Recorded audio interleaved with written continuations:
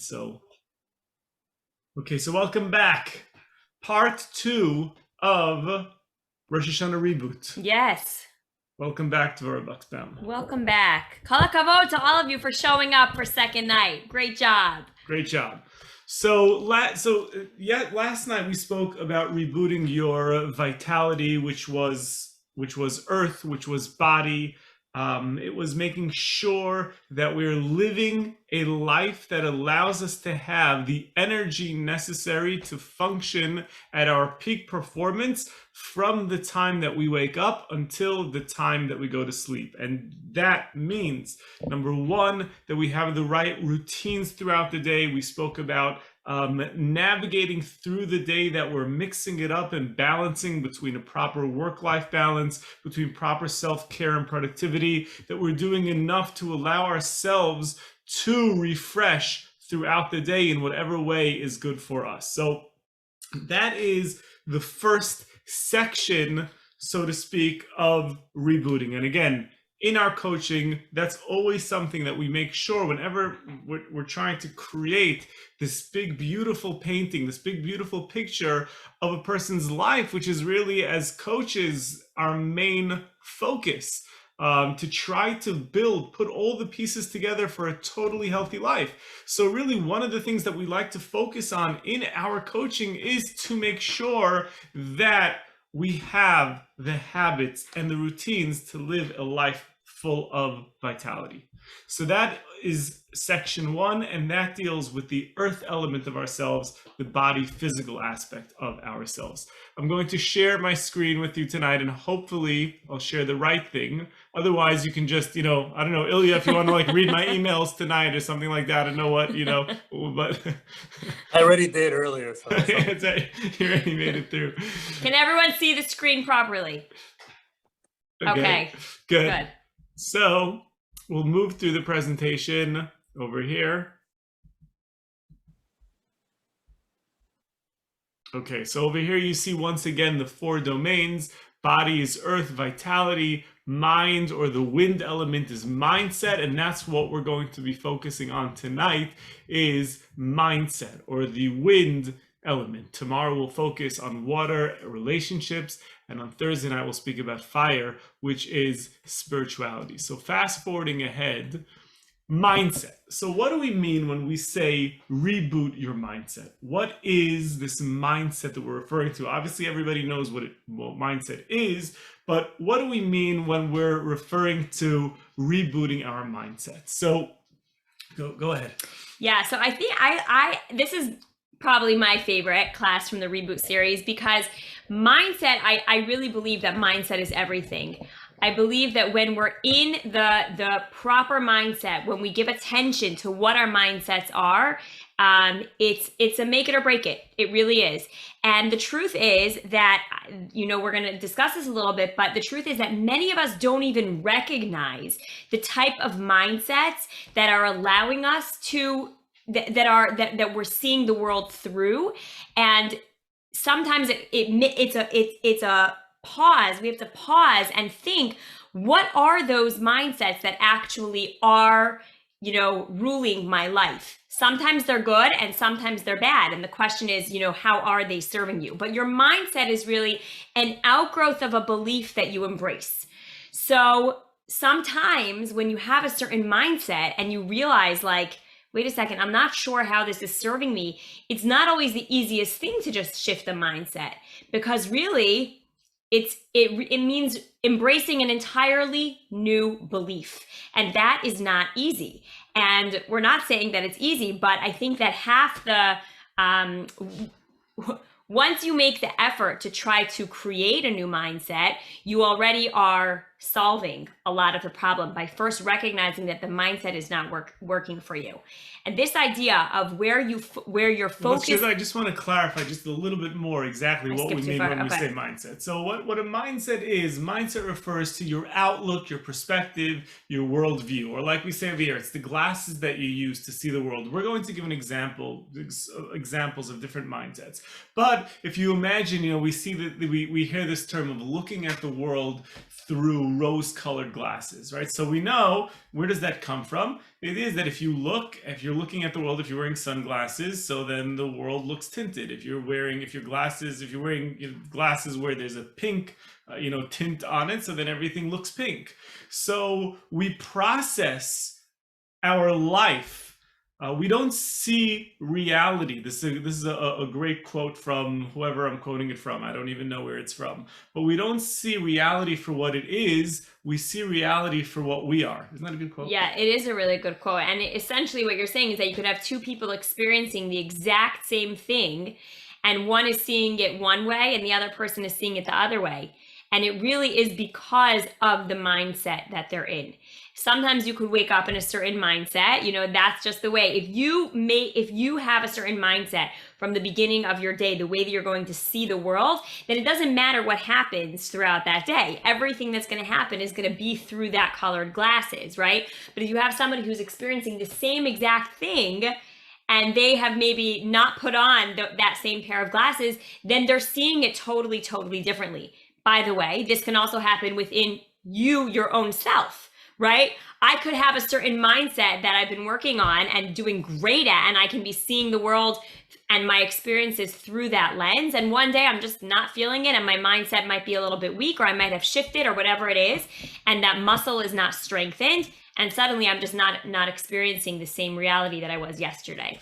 And so in essence, really, as we learn to develop those mindsets, or like Devorah said earlier, the belief, and what it says over here on this slide, thank you, is that once we realize the sets of beliefs that are behind those mindsets, and we realize what are the color glasses, how are we looking through the world, and we realize that no, the quality of our life is dependent on the mindsets that we develop, which are built on the beliefs that we have chosen or that we've embraced, is probably the best way to call it, because we don't necessarily choose our beliefs, but we embrace certain beliefs. Our beliefs are also part of our choice of how we choose to live. So once we learn how to develop those mindsets, the entire quality of our life will change.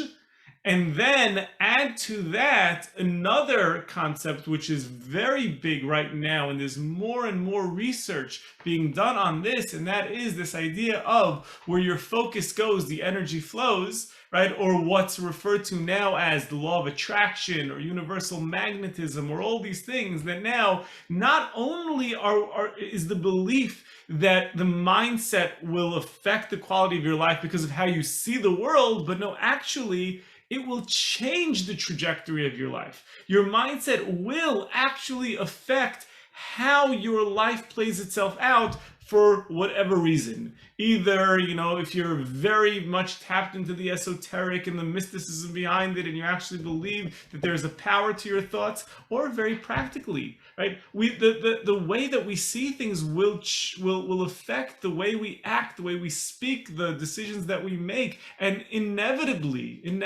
our life will adapt itself to the mindsets that we develop. So everybody has mindsets, and everyone knows what mindsets are, but rebooting your mindset means becoming more aware of what they are, concretizing them, right? Learning how to really give them a label and understanding how I process things. And now, once I have that, I can play with it because I'm in control of it. Yeah. And just to reiterate, just paying attention to what those mindsets might be. That's a really important piece. Let's pause for a moment and process that. And if anyone wants to just weigh in for a moment on anything that we just said, hopefully it's clear and we're not speaking Chinese. And again, we're going to give very specific examples of mindsets shortly, and I think that will clarify things a little bit more. Just to get a feel for where our audience is holding over here, can you guys just write in the chat an example of a certain mindset that you have? It could be a good mindset or a bad mindset, no judgment, but what would be an example of a mindset that you have? Interesting. Putting it on them, putting it on the audience. Well, I'm just curious to see where they're at. Little involvement over here. Mm-hmm. To pull up the chat. Beautiful. Okay, gratitude, great mindset.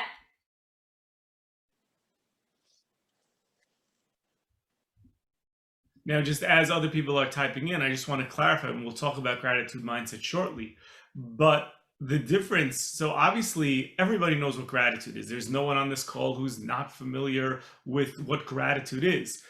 Having gratitude is different than a gratitude mindset. I just want to clarify that, right? Good point. Meaning, everyone could say, oh, you did a favor for me, I have gratitude. But a gratitude mindset means that you walk through life wearing gratitude glasses. That means that you're grateful for everything. That means it's based on a belief that I don't necessarily deserve anything. I'm not entitled. I say it's gratitude mindset versus entitlement mindset. Gratitude mindset is I don't deserve anything.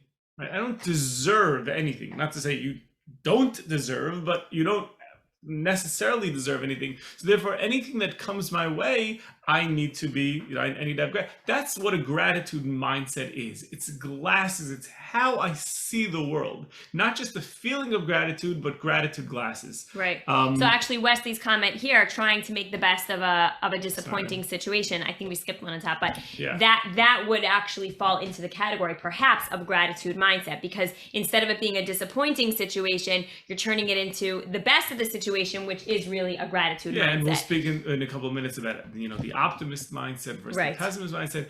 COVID safety as keeping my loved ones safe. So that is glasses that you're wearing for a specific situation. Yep. You're now deciding the mindset that I'm going to take in this situation is not necessarily a life mindset, but a specific mindset that you will take, and that is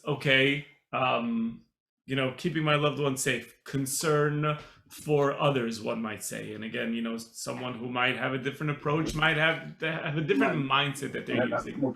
I see Wesley. Amy says, work is always challenging. I'm sorry, I'm just scrolling down. Right. So thank you for your honesty, Amy. So work is always challenging and difficult would be an example of a negative mindset, right? A mindset that we're falling into, the trap that work is always challenging. It's always difficult. And certainly with that mindset, I would imagine that work probably is challenging and difficult. Maybe after this class, hopefully we can help you reboot that mindset and maybe lead to something else. I would actually push Amy a little bit more. And Amy, I would say that statement of work, there's Amy. That statement of work is always challenging and difficult, that itself, there can be two mindsets, right? Meaning one mindset is work is always challenging and difficult, and therefore let's just get through it. Let's just get through the day because it's going to be challenging and difficult, and let's just get past it. It's just part of life, right? Fine. There's another mindset that says work is always challenging and difficult, and therefore I'm constantly building up my muscles in whatever my job is because it's challenging and difficult, and therefore it's giving me challenges and difficulty. So that would be a way of looking at it from two different mindsets. So great example over here. This is something that I didn't see this study myself, but I heard this from Charlie Harari, who I think writes about it in his book, and certainly he's spoken about it in lectures, where he taught me that there was a study done where they did a study of attendants who work in hotels and clean the rooms. What are they called? Housekeeping, yeah. Right? The housekeeping in hotels. And they split up a group of housekeepers, and to one of the groups, they actually did a scientific study as to how many calories you burn, because they're really, really active, going from room to room and up and down and taking off the sheets and linens. And they actually showed that you're actually burning calories and building muscle. And they showed how healthy it actually is. Fine. Aside from the fact that when they reconvened the study, or when they did whatever observations they did within a couple of weeks, not only did they notice that this controlled group that sat through the seminar as to the health benefits of cleaning these rooms and caring for the hotel, not only did they see that they enjoyed their job more, but according to this study, they actually saw that they had lost more weight. They were thinner and better in shape than the other group that did not sit through that same informational seminar. Which means that actually the belief that the job that they were doing was actually healthy for them affected how their body responded to that. right? So that is a fascinating approach to mindset, and we'll speak about them a little bit more. Positivity, optimism, yes. Beautiful. We'll talk about these a little bit more. So thank you for that question. Yeah. And thank you for sharing that. Okay, now let's just talk Torah for a moment, and let's realize that mindset is actually a central theme of Rosh Hashana. In fact, the very day is called Rosh Hashana. Rosh Hashana doesn't really mean New Year. It actually means the head of the year, specifically the head of the year, because Rosh Hashana is about developing that mindset. For those who are on the Lunch and Learn, some of you were on my Lunch and Learn earlier today, we spoke about how Rosh Hashana Some of you actually got like heavy dose of Buxbaum time today, just saying. I know. Wow. How did we schedule this? I know, like 3, it's like 2. It's a pleasure. Okay. Someone's chatting here, but we spoke earlier about how the Rosh Hashana is really a focus on the mind. Yom Kippur is a focus on the heart, and Sukkot is a focus on the body. But Rosh Hashana is about developing our mind, our thoughts, our mindsets, our perspective. And if we take a look at the entire evening Rosh Hashana activities, the entire ceremony, so we see that what are we trying to do in all of these activities? We're trying to develop a mindset.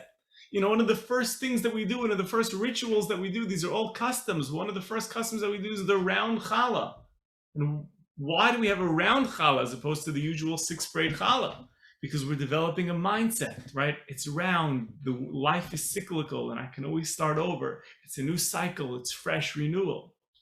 We dip the apple in the honey, which is an old, deep Kabbalistic custom. I said this earlier today in the class. People think just because it has a cute song, dip the apple in the honey. Right, they made the song before they made the custom. Yeah, right. So people think, oh, it's a cute song. It must be a little kid's thing, right? But no, just because we make a kid song out of it, this is a deep mystical custom. And we spoke about how the apple represents the Garden of Eden, which is called in Kabbalah State Tapuchim, the field of apples. And how the very first sin was with Adam and Eve eating from the apple of the garden, according to some of the commentaries, the mystical commentaries. And dipping the apple in the honey is the idea that we can sweeten our mistakes. We can get back to this primordial man. We can get back to the level of consciousness of the Garden of Eden. It's a powerful meditation, but it's getting into that mindset that there's a part of me that transcends everything.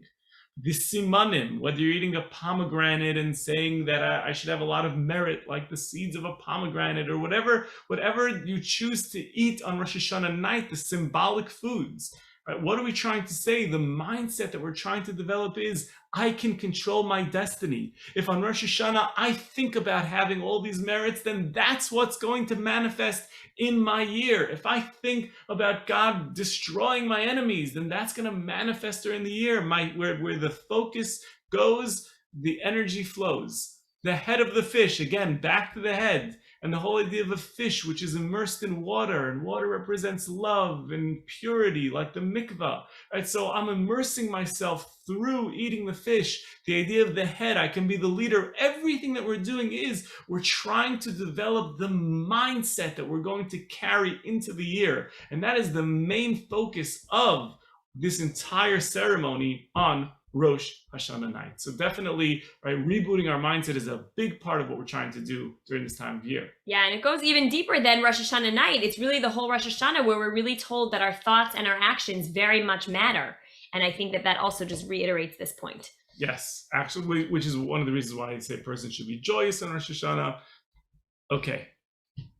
So here's a couple of examples of mindsets. And again, a lot of these were mindsets that you pointed out already in the chat. So number one, lots of you pointed this one out, the optimist mindset versus the pessimist mindset. I think this is one that is very much accepted. We're very much aware of these two, and how there are people that can see things with positivity, with optimism, and others that just see the negative in every situation.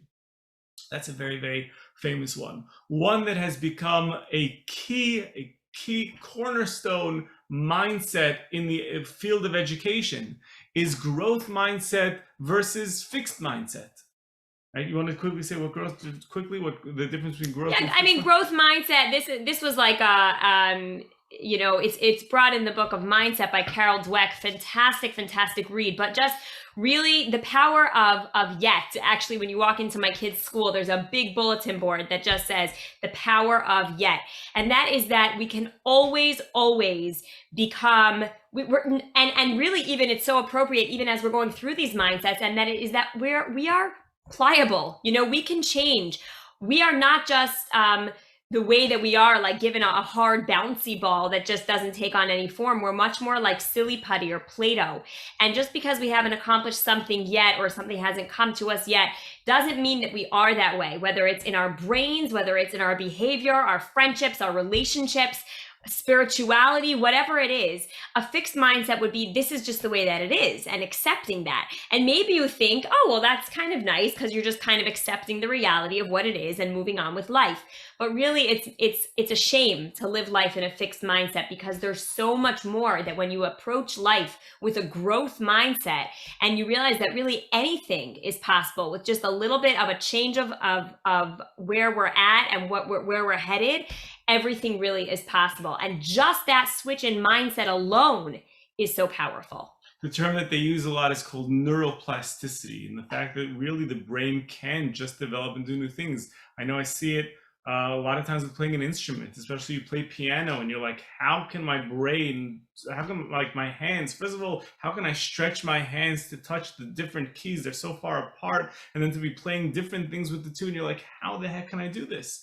And then you do it again and again and again and again, and suddenly, like, you're doing it, and you're like, what, did my brain split? Literally, when you first start playing piano, you're like, I literally think I need 2 brains for this. Like, how do I do it? And then suddenly you're doing it, and you're like, my gosh, like, what is happening? Somehow or another, my left hand and my right hand are literally playing 2 different things in harmony. Yeah. It's fascinating. So it is, and I think the reason that I became very much aware of this is as my children were, stepping into those places in life that I really felt like I needed those skills. I read the book, but really the truth is that it is so powerful for adults as well.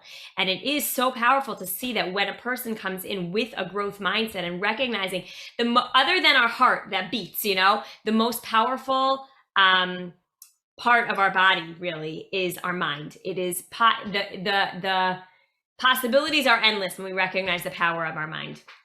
Okay, so the next one, I believe Stephen Covey talks about this, is abundance mindset versus scarcity mindset. Whether I see my life, whether I see that the world is a place of abundance and there is enough to go around, there's enough of everything to go around, versus it being scarce. I'll show you a quick questionnaire on that one from my book, or the workbook on my book, and I'll share that with you in just a moment. I think Devin said this earlier, there's gratitude mindset versus entitlement mindset. How do I look at the world? Am I grateful for everything? Or I'm like, oh, I deserve this, I deserve that. From a more spiritual place, emunah mindset versus ego mindset. Do I see the different things? Emunah means literally translated as faith. Do I see the things that happen in my life as having a divine source? Do I see what's called the hashgacha pratis, the specific divine intervention, the HP, as some of the women like to say, right? Do I see that everything is the hand of God working, or do I think, no, everything is me, everything is me? And again, it's just a whole different ballgame, how you see it. Ownership mindset versus victim mindset. Do you go through life saying, no, I own this, I got this, I need to take responsibility, this is on me, this is my thing, I will take care of it? Or are you the victim? You just let life, control you. And constantly blaming.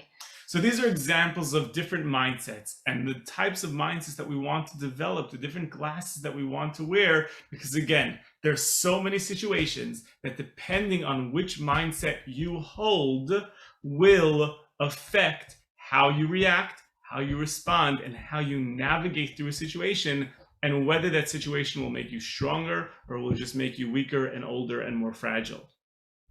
Here's just an example of a quick questionnaire about abundance mindset. And like I said, I know lots of you have my book in the workbook. If you don't have my book, why don't you have my book yet? Here it is. I feel like for those who are on the Lunch and Learn, I did the same thing. Sorry about that. It's going to keep happening. It's good. We're pushing. There's a workbook that goes with the book, and I offer this questionnaire about abundance mindset, right? Rate yourself from 1 to 5. I focus on possibilities and opportunities rather than limitations. I'm genuinely happy for others when they succeed. I'm thoughtful of others and readily share and give. When things go wrong, I seek solutions rather than become a victim. I don't stress over things that are outside of my control. I'm charitable with my money, time, advice, and resources. I'm full of gratitude towards the many people. I feel secure, positive, confident. I set big goals and believe they're possible to achieve. These are all statements that express an abundance mindset. Yeah. You know what's crazy? I'm sure that I've quoted this before, and now I'm forgetting the exact statistic, but the statistic is extremely high, the percentage of people that when they wake up, the first thing, instead of them saying all these possibilities and the beauty and everything that awaits them for that day, the highest percentage of people are either waking up saying, I didn't sleep enough, and I have too much to do and too little time, which means that the majority of people are not falling into the abundance mindset, because it means that is already the mindset that's already controlling their day. You had too little sleep, you have too much to do, that's the mindset you're in. Good luck with the rest of your day. Right. And again, like we said earlier, it's all built on, especially the abundance mindset. It's built on a certain belief. Do you believe that the world has enough resources? And if you look in the Torah, like the Torah says early on, after Hashem creates Adam and Eve, Hashem tells them, he says, this is your world. Right? Go out into the world, go into it, vikivshua, go out and conquer it, which doesn't mean in a violent way, but it means that you have the resources to create a perfect world. Go out, don't mess it up. There's enough money, there's enough resources, there's enough food out there for everyone to go to sleep and have a full belly. We as human beings, we just need to make sure that we're going out and we are manifesting that abundance and not closing up the pipes by a scarcity mindset. We want to make sure that the faucet is open and the faucet is not closed. And our mindset is what's going to open that or close that up. Okay? So that is a little bit of a window into what mindsets are. And now, just over here, I believe this is the final slide over here, is let's just talk about how we become more aware of what our mindsets are and how do we change them. Go ahead. Yeah, so the first thing that we really need to pause, and this is a wonderful time, this is why we're doing this reboot before Rosh Hashana, but at any time that really that this, that you can think about this, is that you need to see first, what are the aspects of your life that are not serving you well? Because before you even start to be able to recognize what your mindsets are, it doesn't necessarily, you might not be able to pick up your mindsets right away. You have to first see what are the areas of your life that are not serving you well. So if you see that you're constantly getting into a certain situation, for example, always, lack of time, you're always like just making the deadline, right? Like you're just constantly just not, or missing the deadline, right? Or, constantly running late. So a lot of times if that's, let's just say that's a repetitive behavior that is really difficult for you and not serving you well in your life, and it's something that you want to change, you can reflect and see what is actually going on behind that. We spoke a little bit about this last night, just in terms of creating habits and a keystone habit that might change that action. So this is different than creating a keystone habit, because this is really asking yourself, is there a certain belief that is going on behind it? Now, obviously, mindsets, we want to make them habits. We want to make the way that we think become habitual. But we want to pause and ask, is there something that's going on that I believe is causing this? Maybe it is really, the scarcity mindset. Maybe I'm living my life with scarcity mindset. Is it something else that I see that other things are also constantly lacking? Do I look at my whole life as, why is that constantly lacking? Why is there not enough of this? Why don't I ever have enough money? Why don't I ever have enough, whatever it is, fill in the blank. So to first just pause and see what are the areas of life that are not serving you well, and then try to crack the code. What is a belief that is going on behind this? So I would say just let's say to give an example, it's hard to speak about COVID because everyone has different triggers and things that were, more painful for them. Things happen that were very, very painful. But let's just talk about something that was somewhat painful, but let's just say something probably we could all agree is not tragic. So we can speak about it perhaps a little bit more freely without it being too much of a trigger, right? But let's just say in our community where typically when people get married, the expectation is they're going to have 200 to 300, sometimes even 400 people at their wedding. Okay, typically within the Orthodox community, weddings are very large. They're very they're somewhat fancy. Some can even go, be the point of extravagant. It's a big thing, right? It's a big thing to make, major shindigs. COVID hits, and now suddenly you have to have a little, small outdoor wedding. So over here, there were young people who were really devastated because here, they look, their entire life, they looked forward to, they pictured what is their wedding going to look like and who's going to be there, da da da da. And now suddenly it's not happening. So that's a mindset shift over there, because you want to challenge the belief, and the belief behind that is that in order for a wedding to be special, in order for it to be memorable, it's going to look like XYZ. And then the response back is, well, who says that that's what the most beautiful wedding is supposed to look like? It's pushing back on the expectation. I had a mindset recently because I entered into a situation and I saw a lot of places where things could be better. And therefore I got frustrated in that environment because I felt like I was not in the position. I felt like I had so much to offer and I could improve the situation so much. And yet I felt somewhat handcuffed. I didn't feel that I had the autonomy to make those changes. And that frustrated me. And to me, I still need to change my mindset and say, you know what? Who says that it has to be the way I think that it should be? Who says that necessarily needs to be my role? Who says that my way is the only way? So it's pushing back, so to speak, on that belief and sort of rewriting the script that's causing this. If we find that we're blaming people, that is a red flag that we have the wrong mindset, that we're falling into the victim mindset. A lot of the coaching that I had to do with certain individuals this year was changing the mindset of, this relationship is not working out because that person is interfering, da, da, da, da. And literally there was an individual where so much of this individual's life had become a blame of somebody else in their life, and there had to be major mindset unpacking to try to reframe that. Maybe you could share a little bit of, you also have a similar situation. I was going to say, something very interesting actually with a woman that I was working with just today, and that is that she thought that, she didn't even think of it as a mindset, but she thought that this way that she didn't want to be she didn't want to be a burden on anyone, never ever wanting to be a burden. And she thought that it was actually a beautiful way of her living her life. I don't want to be a burden. I don't want to be a burden. I don't want to take too much of anybody's time. I don't want to take too much of anybody's resources. And when we started really analyzing all the areas of her life that were really struggling, they were all because she wasn't giving anybody enough credit in that you're not a burden. People actually would be happy to do X, Y, and Z. How about following up on that job that you didn't hear back from 6 months ago? Because probably it has nothing to do with you being a burden. They probably just forgot to get back to you.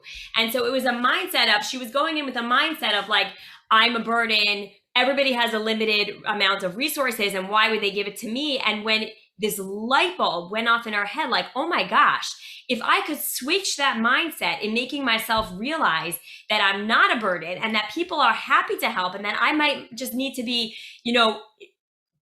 reminding them or asking them, and, coming in with that kind of awareness.